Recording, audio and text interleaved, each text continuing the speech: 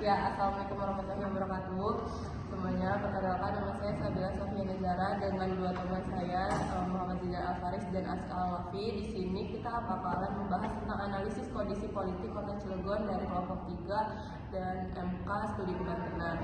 Pertama ada pendahuluannya, yaitu secara umum politik di Kota Cilegon ini ditandai oleh pengaruh kuat dinasti politik, jaringan keluarganya, serta kedekatan antara pemerintah, daerah, dan sektor industrinya. Struktur politiknya cenderung stabil tetapi kurang kompetitif menurut kami, karena aktor-aktor tertentu telah lama mendominasi dan memakai ruang kekuasaan tersebut. Kehadiran industri besar menjadikan kebijakan daerah sering berorientasi pada kepentingan investasi, sementara di sosial politiknya masyarakat lebih banyak dipengaruhi oleh tokoh agama dan komunitas lokal. Secara keseluruhan, politik Kota Cilegon berjalan dalam pola kolaborasi sekaligus ketergantungan antara pemerintah formal, elit ekonomi, dan aktor informalnya. Selanjutnya ada aktor formal yang bakalan dijelaskan oleh teman saya di persilakan. Ya, aktor formal yang ada di wilayah Cilegon itu bisa disebutkan seperti pejabat-pejabat yang ada, kebijakan yang ada seperti Wali Kota, DPRD, dinas-dinas yang mengatur kebijakan Kota Cilegon dengan kewenangan di sini dalam penyusunan perda dan lain-lainnya. Adapun aktor informal di wilayah Kota Cilegon, diantaranya kayak pejabat kayak LSM, terus tokoh agama, dinas lokal, dan industri yang memiliki kekuatan sosial ekonomi yang ada di Kota Cilegon. Aktor informal juga berpengaruh dalam perizinan wilayah industri dan lain-lainnya tapi sosial di Cilegon.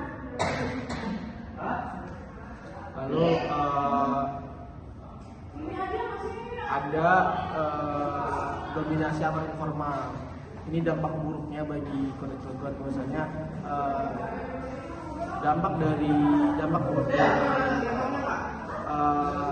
aktor informal ini dari mulai meninggalkan kebijakan yang nggak transparan atau lebih mengutamakan kepentingan kelompok daripada kepentingan publik. Nah, hal ini yang berpotensi menyebabkan korupsi, kurangnya transparansi, kurangnya akuntabilitas dan lain-lainnya, serta kebutuhan yang berpihak pada industri besar, sehingga mengabaikan isu lingkungan. Karena bisa teman-teman lihat sendiri bahwasanya Kota Cilegon itu kota industri besar atau berat, di mana sektor perekonomian paling tinggi ada di daerah industri. Makanya industri dijadikan tolak ukur ataupun ekonomi teratas yang ada di Cilegon. Ini menjadikan suatu dampak negatif bagi lingkungan seperti itu. Dan mungkin ada kesimpulan juga bakalan dijelaskan oleh teman saya. Silakan. Dari kesimpulan yang udah dibacakan yang udah dijelaskan oleh dari Jidan ataupun Sabil, secara keseluruhan politik di Kota Cilegon dalam era otonomi daerah dipengaruhi oleh hubungan yang kuat antara aktor formal ataupun informal yang ada di Cilegon, teman-teman, terutama dinasti politik, elit industri, dan tokoh masyarakat. Nah, dominasi mereka ini membuat kebijakan daerah cenderung mengikuti kepentingan kelompok yang berpengaruh